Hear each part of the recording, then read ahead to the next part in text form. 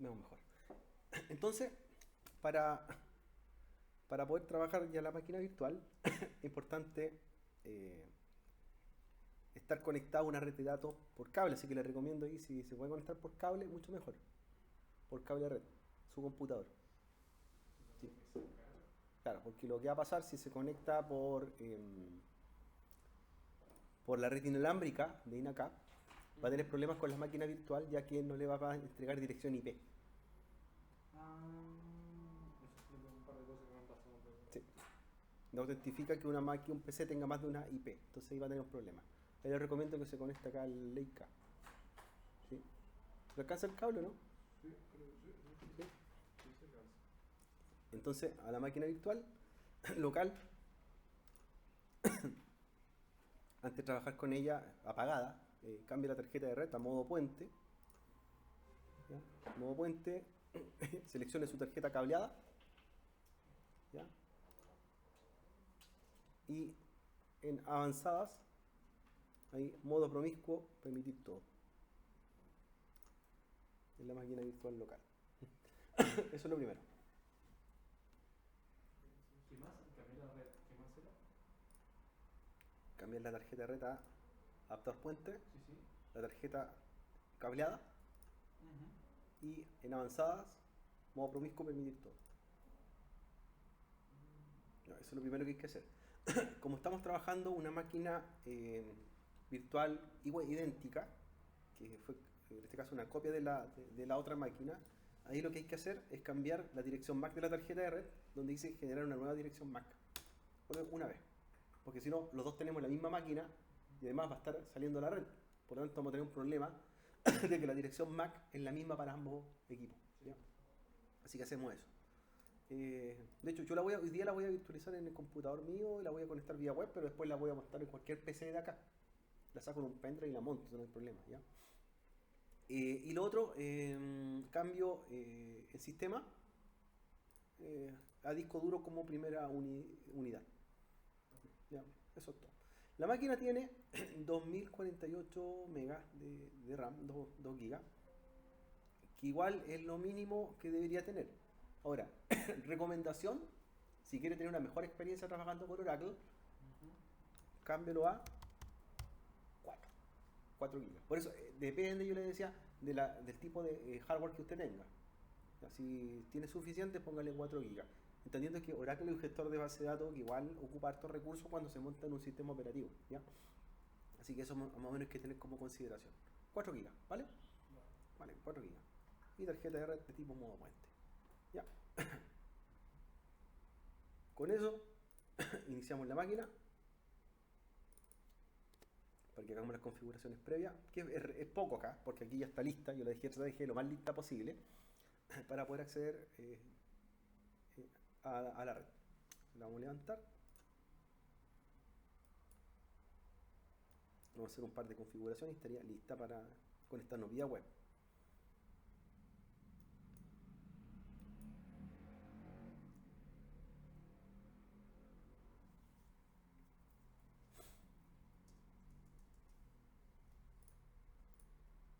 Ya, vamos a entrar.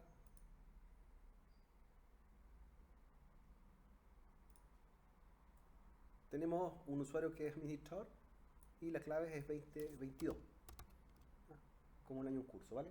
2022.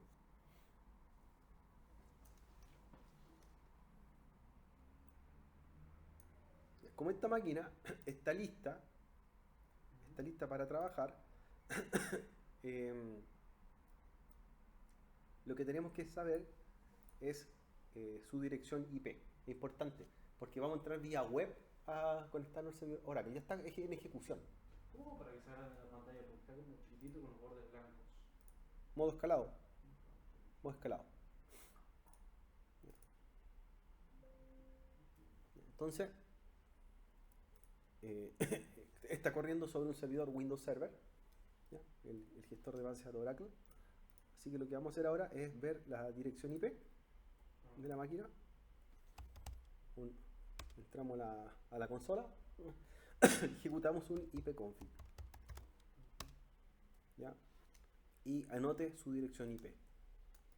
Anótela porque la vamos a ocupar ahora en un momento más. En mi caso es la 10.100, 138, 128. Así que abro un bloc de notas y las voy a anotar. La UTD4 estaba DPD4, sí, anótela. Anótelas porque la necesitamos ocupar. ¿Ya?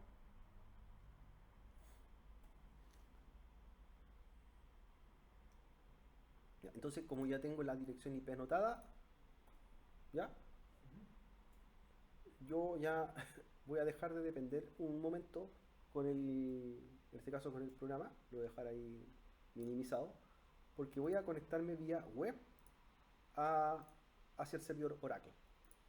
¿Ya? Entonces, primero, para comprobar obviamente que me pueda conectar al servidor web, necesito probar conectividad hacia la máquina. Entonces voy a hacer un ping ahora, desde mi computador, hacia la dirección que acabo de anotar, para probar conectividad.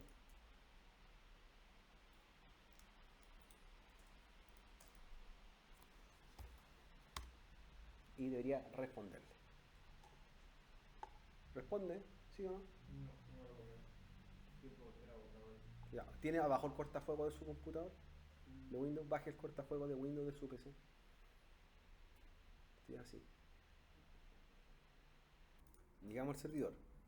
Como llegamos al servidor, vamos ahora a conectarnos a vía web a Oracle. ¿Ya?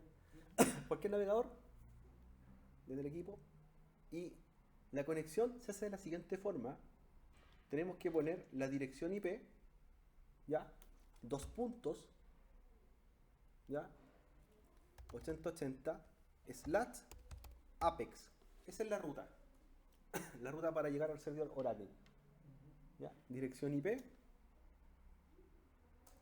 ¿Ya? Dirección IP, 2 puntos, puerto 8080 / Apex. ¿Ya? Entonces, si yo pongo la ruta en el navegador, Ahora puede ser. ¿cierto? Me va a cargar, en este caso, la interfaz web para conectarnos al gestor de base de datos, ¿vale? Entonces ya, yo la máquina la minimizo porque no ocupo más la máquina virtual para estar trabajando directamente en ella. Necesito la interfaz web, ¿cierto? Tiene que estar corriendo, nada más, ¿vale? Ya, ahora, para entrar a un servidor Oracle, todos los gestores de base de datos tienen un superusuario. Ya, por ejemplo, si yo instalo MySQL, tiene un superusuario que se llama root, el gestor de base de datos. Si estoy trabajando con Postgres, tiene un usuario que se llama Postgres. Si estoy trabajando con SQL Server, hay un superusuario que se llama SA. Para cada gestor de base de datos, cada motor tiene su propio superusuario. Y en el caso de Oracle, el superusuario es sys. Por lo tanto, con ese usuario vamos a entrar sys. Y vamos a aprender a crear un usuario para poder conectarnos y tener un segundo usuario, ¿ya? Porque usar el superusuario para todas las acciones igual es un poco riesgoso, ¿ya? Por seguridad. Clave 2022. Entonces sys 2022. ¿Ya? Y conectar. Y va a estar dentro del gestor ya. ¿Bien?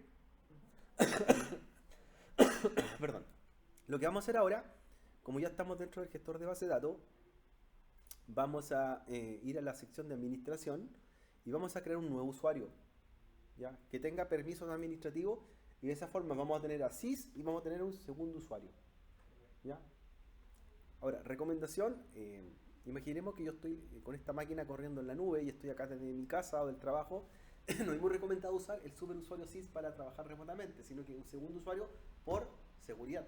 De lo contrario, ante cualquier ataque o cualquier captura de tráfico, podrían saber las credenciales del usuario sys, y igual es peligroso porque tiene todos los permisos sobre el gestor de base de datos. Administra toda la base de datos y todo el servidor. Entonces, lo que vamos a hacer ahí es ir a administración y a usuarios de base de datos. ¿Ya? Usuarios de base de datos. Y ahí aparecen los usuarios que tenemos o que vamos a crear. Entonces hay un usuario que aparece como invitado que se llama HR y el usuario sys que es el que estamos en ejecución. Lo que vamos a hacer es crear un nuevo usuario. De esa forma tendríamos dos usuarios. Uno de ellos sería sys, que sería el usuario de tipo super administrador, super admin, y vamos a crear un usuario secundario, ¿ya? Por ejemplo, se llame Rodrigo, o el nombre suyo, como usted quiera, pero que va a ser admin. No va a ser un super admin, va a ser un admin. O sea, va a tener un nivel inferior al superadministrador. Igual, obviamente, va a poder trabajar, crear base de datos y todo, pero no va a ser tan alto como el usuario SIS. Ahora, si yo estoy en un entorno local como lo estamos haciendo nosotros, desde el navegador a la máquina virtual, no hay problema, ¿cierto?, de usar el SIS, porque estamos aquí en la red local, ¿ya? Y no hay un tráfico a redes externas. Pero ¿qué pasa si esta máquina está en Amazon y yo estoy acá en INACAP Curicó o INACAP Talca y me conecto a Amazon? Igual es peligroso usar el SIS, ¿cierto? ¿Ya? En un entorno local no es tanto, pero en un entorno remoto sí. De todas formas, igual vamos a aprender a crearlo. Entonces lo que vamos a hacer es ir a crear, y ahí vamos a crear un nuevo usuario. Aquí queda a elección personal. Crea un nuevo usuario, como usted quiera. Yo creo uno que se llama Rodrigo. Ya le creo una clave. ¿Ya? Y me pregunta qué tipo de permisos o roles va a tener. Entonces ahí yo le digo que sea un DBA, un Database Administrator, como lo explicamos la semana anterior, y además le activo todas las funciones. Eso quiere decir que ese usuario que estamos creando va a poder crear roles, que significa que va a crear a otros usuarios, va a crear procedimiento almacenado, va a crear disparadores, va a crear base de datos, etc. Tiene permisos avanzados para hacer varias cosas, ¿vale? Pero ahí, por ejemplo, ahí cuando le habilita todos los permisos, ¿qué permisos diferencian ahí con el superadmin con un admin? Aquí viene la respuesta. Cuando nosotros creamos en Oracle un usuario que tenga todos los permisos, ¿ya? Esto para que lo tenga claro, voy a crear un usuario que se llama Rodrigo. Ajá. Por ende, él va a tener una base de datos que se va a llamar Rodrigo. Y él va a tener todos esos permisos sobre esa base de datos solamente. Okay. ¿Se entiende? Sí, sí, sí. Después, no sé, pues creo un usuario que se llame Juanito. ¿Ya? Va a crear una base de datos que se llama Juanito y él va a tener todos los permisos en esa base de datos. Pero a mí engloba todas las... En cambio, el SIS, que es el superadministrador, Ajá. va a poder administrar la base de datos llamada Rodrigo y también la base de datos llamada Juanito. Esa es la diferencia. El SIS maneja todas las bases de datos. En cambio, el usuario que estamos creando como administrador maneja, pero solo su base de datos, que tiene por ende el mismo nombre que él. Jamás puede interactuar con la de otro. No ve otra. No ve otra. Y de hecho vamos a probar y vamos a ver que él se ve a sí mismo y ve a su base de datos y no ve a otra. Él puede eliminar las tablas, crear tablas, lo que quiera dentro de su base de datos, pero no puede ver otras bases de datos, no las toca. Entonces yo podría, por ejemplo, crear 10 usuarios. ¿Y cuántas bases de datos tendría diferente? 10, porque es una base de datos por usuario. Y si, por ejemplo, un admin puede crear también otro usuario. Un admin puede crear otro usuario, claro, pero él no va a poder ver la base de datos de ese usuario. Es decir, Rodrigo va a poder ver la base de datos Rodrigo, pero no va a poder ver la base de datos llamada Juanito. Y Juanito puede ver la base de datos llamada Juanito, pero no la que se llama Rodrigo. Pero en cambio, SIS puede ver la base de datos Rodrigo, Juanito y todas las que usted crea. Él tiene un nivel global mucho más alto, por lo tanto ve a todas las bases de datos y puede hacer todas las acciones sobre todas las bases de datos que existan. En este caso, esto es bastante efectivo porque, por ejemplo, si estoy trabajando con el usuario Rodrigo y tengo una base de datos que se llama Rodrigo y llego a cometer un error, le afecta solamente a esa base de datos y no a otra. ¿Ya?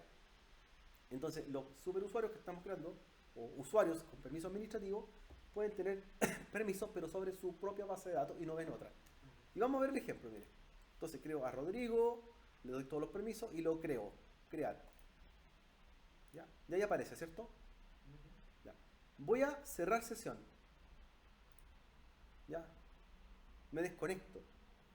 Y entremos con el usuario nuevo. Hagamos la prueba. Okay. Desconectar. Y voy a entrar con Rodrigo, que acabo de crear. En mi caso. Se conecta.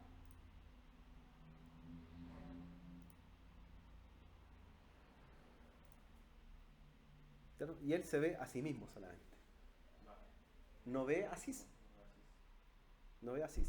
Y en caso de las bases de datos, no ve otras bases de datos, sino que él se ve solamente a sí mismo. Entonces, ¿cómo lo compruebo? ¿Ya? ¿Cómo compruebo que él no ve a otras bases de datos? Si yo voy a explorador de objetos, ¿ya? me voy a dar cuenta que si le pongo examinar al explorador de objetos, no voy a ver nada. ¿Ya? Pero no veo nada porque no hay otras, o sea, aunque hubiesen otras bases de datos, no las veo. Solo se vería la suya. Solo se me vería la mía. Pero como no está creada, no se ve. Y como no tengo nada creado, no veo nada. Eso quiere decir que ahora yo, por ejemplo, podría crear una tabla y el único que la va a ver soy yo. Salvo el SYS. Salvo el SYS. El SYS ve todo, ve a otras bases de datos, a otros usuarios y todo lo que tengamos creado. Pero es súper importante tener claro que en Oracle, cada vez que nosotros creamos a un usuario, se crea una base de datos con el mismo nombre del usuario. ¿Ya? Por ende, yo podría tener cientos de usuarios y cientos de bases de datos distintas. ¿Ya? ¿Se entiende? Generalmente se crea una base de datos que se llama, por ejemplo, no sé, supermercado, el usuario se va a llamar supermercado. Okay. ¿Ya? Eso va de la mano. Bien. Entonces, ya nos dimos cuenta que tenemos dos usuarios, uno que es el SYS y el otro es el usuario que acabamos de crear, que igual puede tener permiso, privilegio y hacer cosas. Ya. Como tenemos un usuario creado, vamos a trabajar con el que acabamos de crear, ¿cierto? Ya. Vamos a hacer un ejercicio bien sencillo en el cual vamos a crear una estructura de una tabla, ¿ya? De una tabla, en este caso con el usuario Rodrigo, de la base de datos ODB llamada Rodrigo, voy a crear una tabla que se llame usuarios, ¿ya? Y esa tabla va a tener un campo que va a ser usuroot, usunombre y usu apellido. Se entiende que son, ¿cierto?, datos de la tabla de usuario. Root, nombre, apellido. ¿Ya? Hagamos un ejemplo. ¿Cómo crear, en este caso, una tabla llamada usuarios dentro de la base de datos llamada Rodrigo y que tenga tres campos? ¿Ya? Este campo va a ser un tipo varchar, por ejemplo. Estos también podrían ser varchar y varchar. Los tres podrían ser varchar. ¿Ya? Varchar,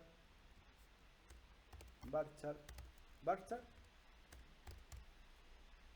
Y este lo vamos a dejar como llave primaria, PK, porque es un valor irrepetible. El root es repetible, pero en cambio yo podría tener en la tabla varios usuarios que se llamen Juan, Pedro, María, Constanza, o podría tener varios usuarios con el mismo apellido, pero el root no se repite.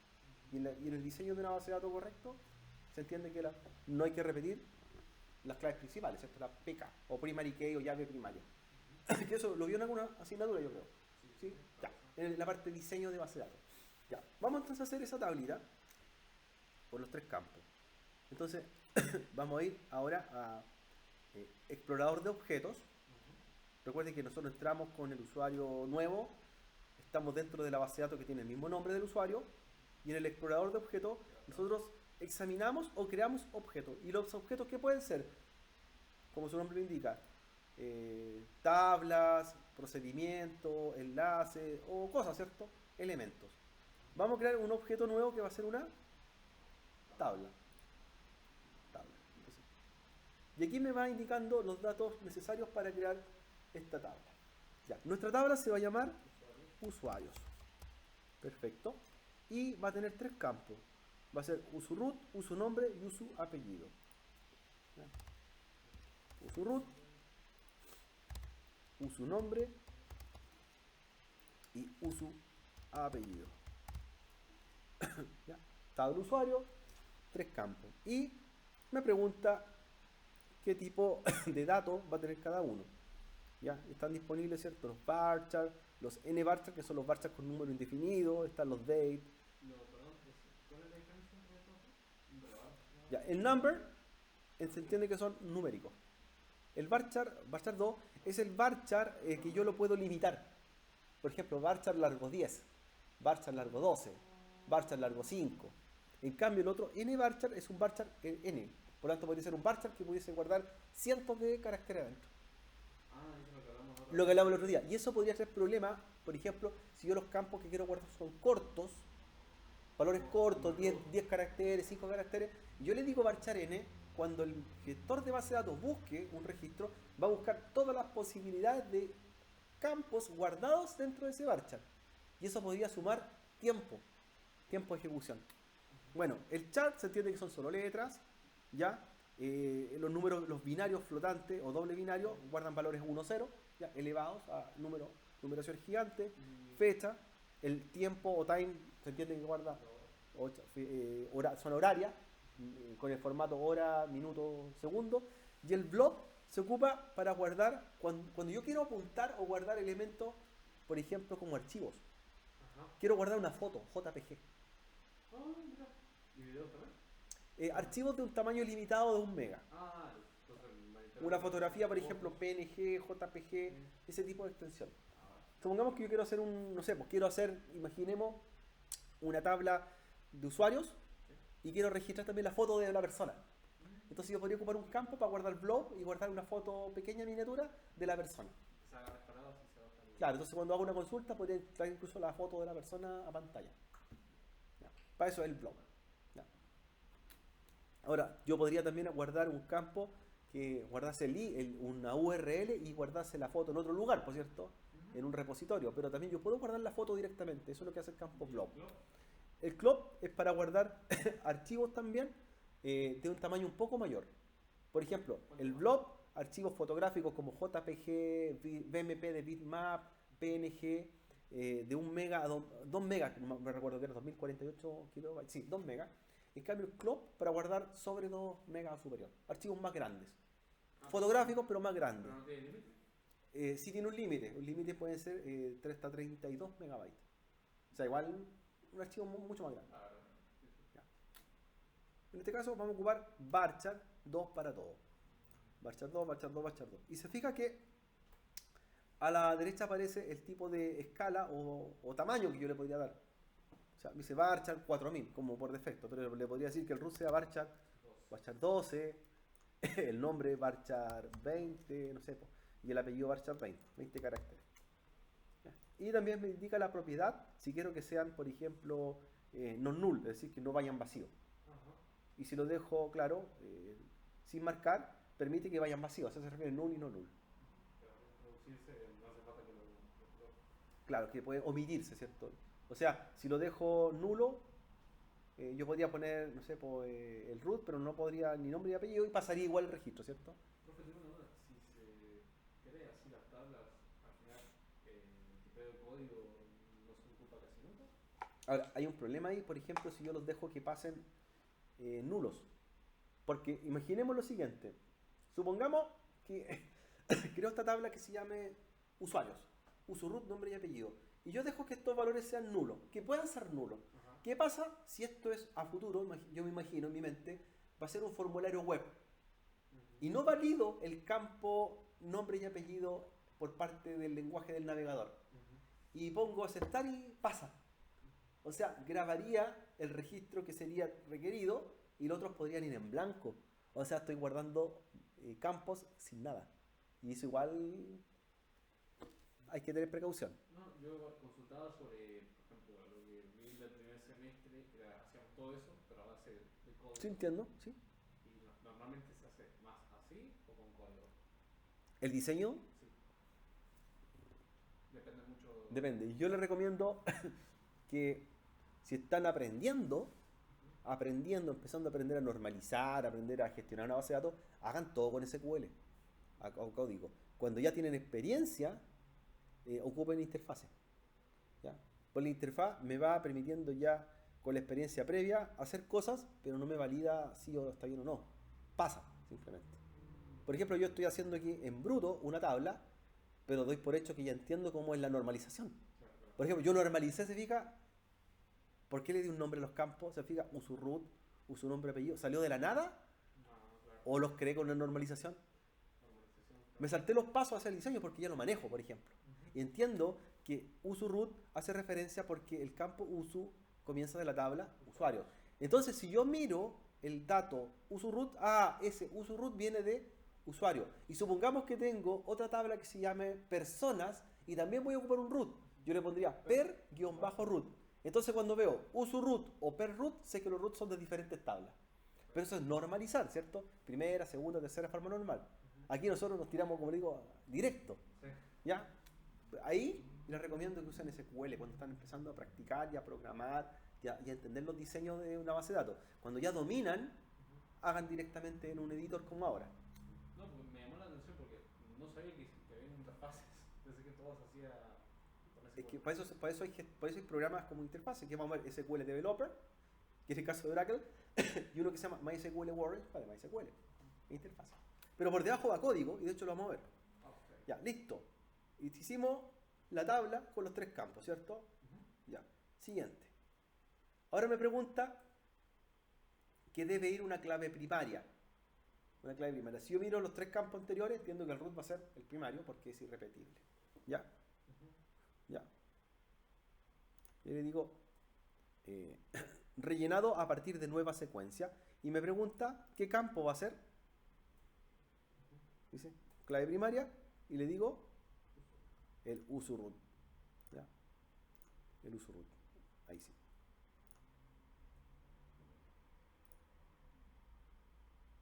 Uso root. Ahí sí.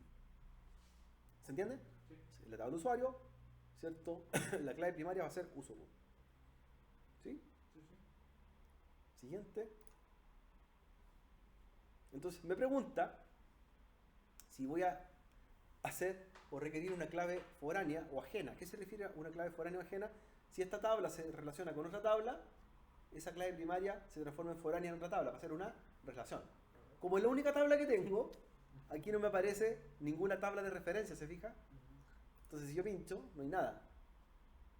Entonces no la estoy asociando a ninguna tabla. ¿Vale? Bien. De aquí me pregunta, en el caso que hubiese una clave foránea, ¿cómo quiero trabajar para ello? En este caso las restricciones. ¿Qué significa? No permitir supresión o supresión en cascada. Si yo defino supresión en cascada, significa que si mi tabla A está relacionada con la tabla B, yo puedo eliminar el registro de la tabla A y se va a borrar en la tabla B. Y si está relacionado a 10 tablas más, hace una cascada de borrado. Pero eso es peligroso, ¿cierto? ¿Qué pasa si por equivocación borro un registro de la tabla A? Se va a borrar en todas las demás tablas que está asociado. Cuando yo le digo no permitir supresión, significa que evito que esa clave principal, que es un registro, se borre en otra tabla que es foráneo. Para evitar ese problema. El ejemplo más claro es el root chileno. ¿Qué pasa cuando una persona en Chile o en cualquier país fallece? El root que usaba esa persona no se puede eliminar. El estado de la persona cambia en este caso de vivo a difunto, pero el root no se elimina. ¿Por qué? Porque está asociado a muchas otras tablas y bases de datos en los cuales el root es importante. Si a mí técnicamente elimino y por equivocación borro mi root en la tabla del registro civil, voy a borrarme todos los sistemas asociados al registro civil. FONASA, ISAPRE, bancos. Entonces desaparezco como que nunca existí. En ese sentido, la base de datos del registro civil tiene la función activa de no permitir supresión. Eso es para que no eviten o no borren este campo. O sea, el registro que está ahí no lo puedo borrar, porque si el root está relacionado con otras tablas de otras bases de datos, sería un problema grave, ¿cierto? Okay. ¿Se entiende? Ajá. Hay otros campos que no son relevantes, pero la clave primaria no puedo borrarla. Y la última es para si lo quiero borrar, no me permite borrarlo. Claro, son restricciones. Eso se llama, perdón, se llama integridad referencial. Es una regla en el diseño de las bases de datos. Es para evitar un borrado en cascada. No puedo borrar el root de las personas, porque si borro el root de un sistema, esa persona desaparece del mapa. ¿Sí? Entonces es crítico, por cierto, es crítico borrar un root. Y como aquí no tengo clave foránea, voy simplemente a avanzar. Restricciones, no tengo ningún tipo de restricción. Así que voy a terminar y ahí me dice en la base de datos llamada Rodrigo, creé una tabla que se llama usuarios. Y abajo, si tú pinchas, está en SQL lo que mencionaba usted. Ahí está. ¿Ve? Create table, crear tabla usuario, con los campos uso root varchar 12, uso nombre varchar 20, uso apellido varchar 20, donde primary key es uso root. Ahí está. Entonces, ahí está el SQL. ¿Ya? Y creo. Por lo tanto, ¿qué apareció ahora? La tabla. Está la tabla. ¿Vale? Ahí está la tabla. Entonces, como ya tengo dentro del explorador de objetos, tengo la tabla, en la tabla ya puedo manipular, entre ellos ingresar datos, por ejemplo, hacer inserción de datos, ver el modelo de la tabla, ahí está, ver los permisos, restricciones y todas las eventualidades que yo pueda aplicar sobre la misma. Y en formato SQL veo la tabla como fue creada. Ahí está. ¿Ves? Perfecto. Vamos ahora a salir e ir al editor SQL. Ahora vamos a ejecutar comandos sobre la tabla. A pesar que no tengo ningún registro, vamos a ver si puedo ver algún registro. O insertar un registro para ver un resultado. ¿Ya? Entonces, en el explorador de objetos, ahora digo examinar. ¿Ya? Examinar tabla. ¿Ya? Y ahí está la tabla de usuarios que creamos un momento atrás. Ponle ahí y refrescar.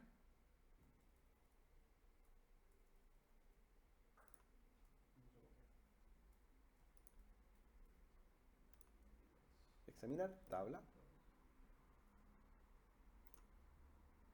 Y pincha hasta que aparezca.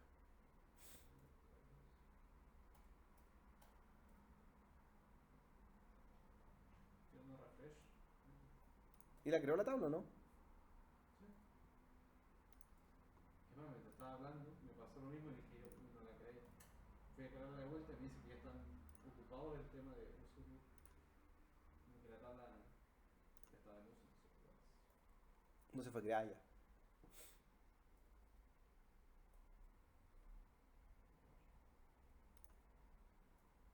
Vamos a insertarle registro a la tabla. ¿Le aparece o no? Entonces, después que tiene la tabla, vamos a ir a datos y vamos a hacer una operación que es insertar un registro. Vamos a meterle un registro a la tabla. Y vamos a llenar, pues llenemos un registro. Un root. Ficticio como usted quiera. 11, 111, 111, 1. ¿Ya? Demo 1, apellido demo 1. ¿Ya? Un usuario inventado, ¿vale? Y creemos. Crear. Y ya hay un usuario creado. ¿Ya? Vamos a dejar como valor 1 nomás, el root 1. No se preocupe poner un root ni con punto ni con 1 nomás, valor 1. ¿Ya? De ejemplo. ¿Ya? Valor 1 nomás, demo 1, demo 1. Bien, entonces ahora vamos a crear un segundo usuario. Datos, insertar fila 2 y se va a llamar demo 2, demo 2. Apellido demo 2, demo 2, ¿vale? Y crear. Ahí tenemos ya dos registros. Bien. Entonces vamos a ver ahora estos datos que están en la tabla, si los puedo consultar. ¿Ya? Voy al gestor SQL, ahí, y me dice comando, introducir comando. Entonces aquí ya puedo ejecutar una consulta hacia la base de datos. Vamos a hacer un select, por ejemplo, asterisco from usuarios.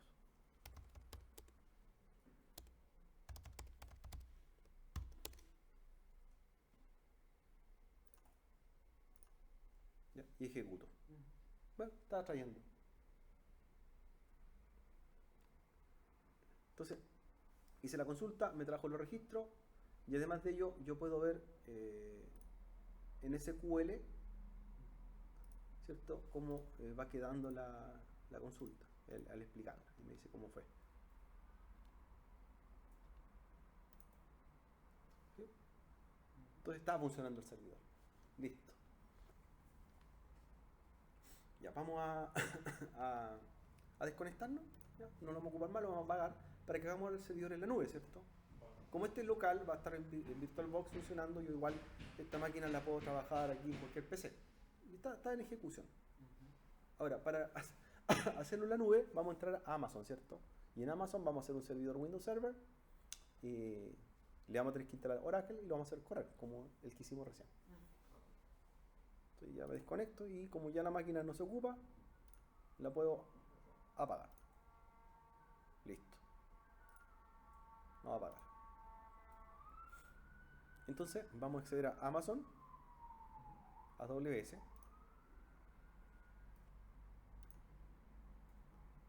Ya, para que creemos esa máquina Windows Server 2016 muy similar a la que estamos haciendo en forma local. La vamos a hacer en la nube y podamos montar Oracle también. ¿Qué necesito? Bueno, crear la máquina, un Windows Server 2016, y también tener a mano el gestor Oracle para poder subirlo e instalarlo posteriormente.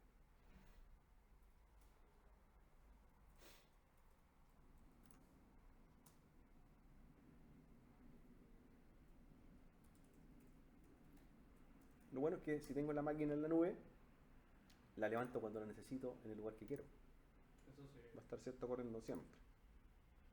Starlab.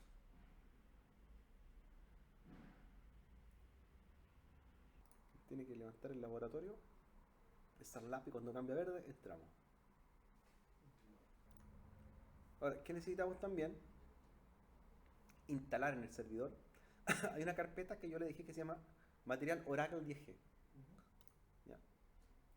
Dentro de ese material o esa carpeta va el gestor Oracle, y lo van a encontrar en la pestaña que dice server. Y ese es el archivo. Dice Oracle XE Universe.exe. Ese archivo lo necesitamos en el servidor. Okay. Ese tiene que estar en el server después. ¿Ya? ¿Cómo lo descarga? Se puede conectar desde el servidor, entrar a la intranet y bajarlo. Sí, puede hacerlo así. Cuando levanta el server, se conecta a la intranet y lo baja. O lo sube por FTP a la máquina virtual, que es la nube. Cualquiera de las opciones es válida. Si está en la intranet, ¿se puede conectar desde el servidor a la intranet? Sí, pues. Entra ahí acá, cuando tenga el servidor, y de ahí lo baja. Sí, pero en la página donde está.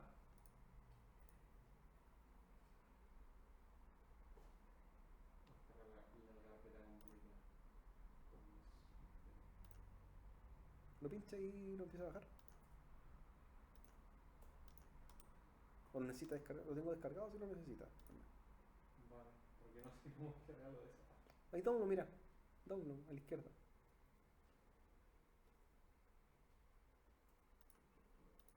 Lo que pasa es que tienes que cargar completo. De la primera carpeta. Ahí, download.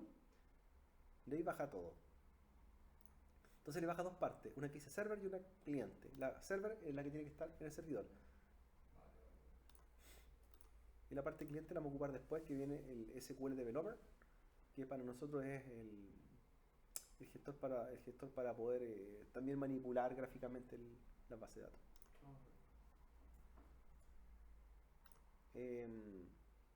AWS. ¿Cuántos dólares tiene? ¿100? ¿0 de 100? 0 de 100. Ya, vamos a iniciar ahí, AWS.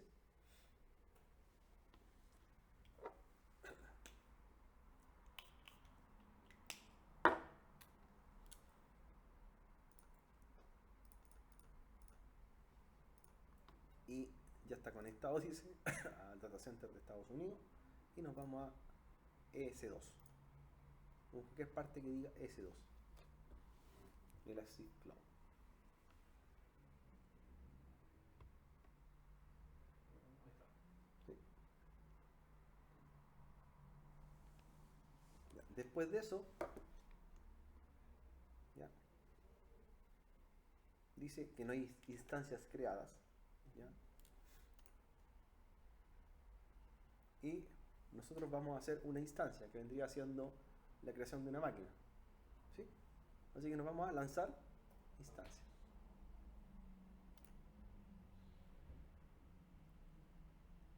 Ya. Ahí puede pinchar la pestaña que dice desactivar experiencia antigua. Le ponemos ahí la X de cerrar.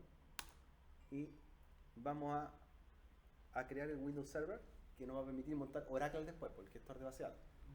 Entonces vamos a pinchar ahí capa gratuita.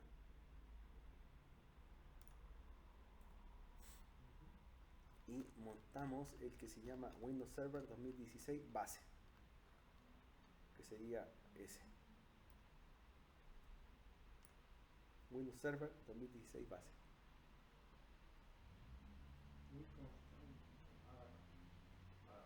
Ese. Windows Server 2016 base. A seleccionar.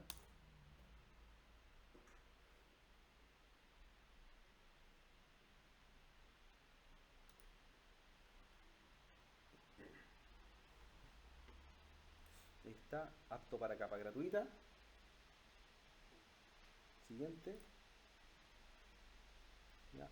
Me dice que es una instancia con una dirección IP pública, ¿cierto? ¿Sí? El siguiente, que tiene un disco de 30 GB. Ya. Siguiente. Vamos a dejarlo sin etiquetas, porque la etiqueta la vamos a agregar al final. Siguiente. Y aquí lo que tenemos que hacer es permitir todo el tráfico o abrir todos los puertos de conexión. Así que lo que hacemos ahí es ir a todo el tráfico, porque abra todos los puertos hacia la máquina, los 65.000 puertos, origen, cualquier lugar, para que lleguemos de cualquier IP.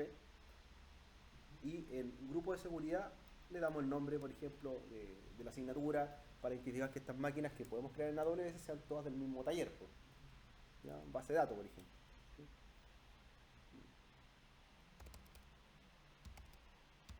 Base de datos.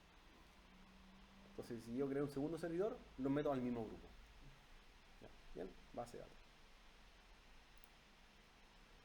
Y me dice que se va a crear la instancia, le digo lanzar, y lo que vamos a hacer ahora es crear un archivo que se llama par de clave, donde va a ir la contraseña de acceso hacia la máquina.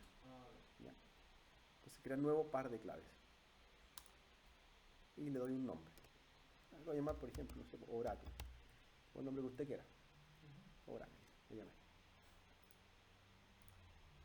Bien, y la descargo ese archivo, lo descargo y lo guardo en un lugar seguro. Es importante que lo guarde ahora porque es la única oportunidad que tiene. Y si ese archivo tiene la clave de acceso a la máquina, ¿ya? Así que Oracle y le digo descargar par de claves. Así que lo voy a guardar, voy a verificar que esté.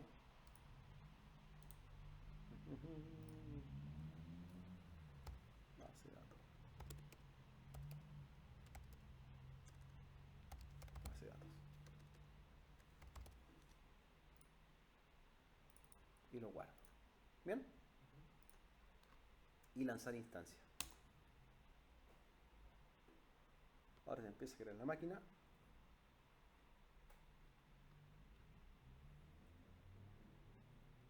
¿Ya? Voy a ver instancia. Y va a aparecer que se está creando en este momento. Ya. Hoy día vamos a alcanzar a crearla, no vamos a alcanzar a instalar Oracle, pero sí por lo menos dejar la lista, ¿cierto? Ya tenemos el otro servidor virtual, así que con eso no hay problema. ¿Qué es lo que hago acá? Como se está creando el servidor, voy a editar ahí el nombre para ponerle una etiqueta. Lo voy a llamar Server Oracle. Server Oracle.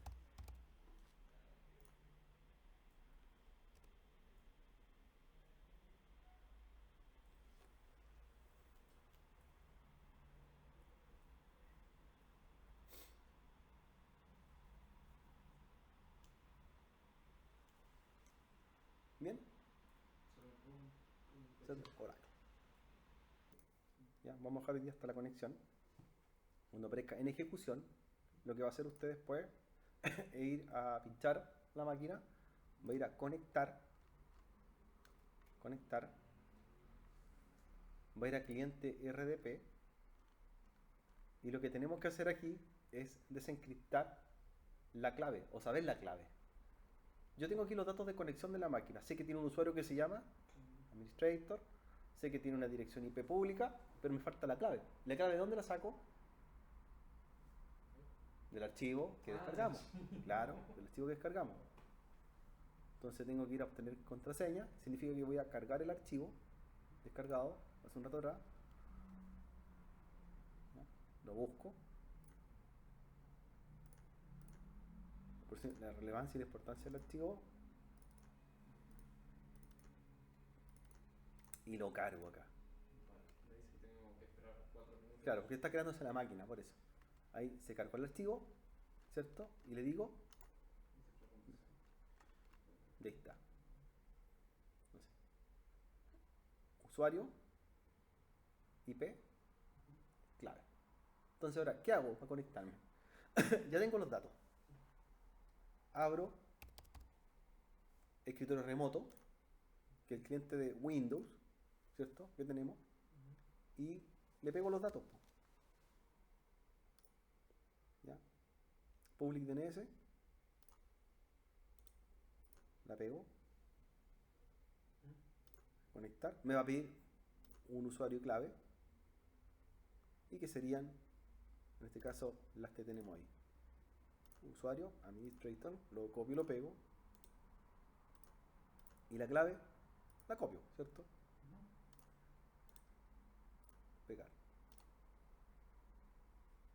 Y estoy entrando en un servidor Windows Server 2016 que después lo vamos a transformar en un servidor de base de datos Oracle. Ya la máquina está. Está la máquina. Después viene la configuración, ¿cierto? Pero ya está. Está el servidor.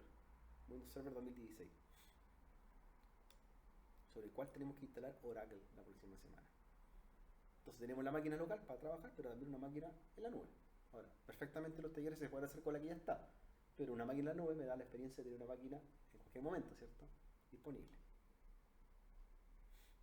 Entonces ahí está. ¿Estás grabando el teléfono? ¿Sí? Ah, Ahí está todo configurado. O sea, no configurado, en realidad ejecutándose. Va a mostrar su IP pública en un momento más y que me va a permitir a mí después conectarme vía web también y acceder al servidor Oracle una vez que lo instalemos y lo configuremos.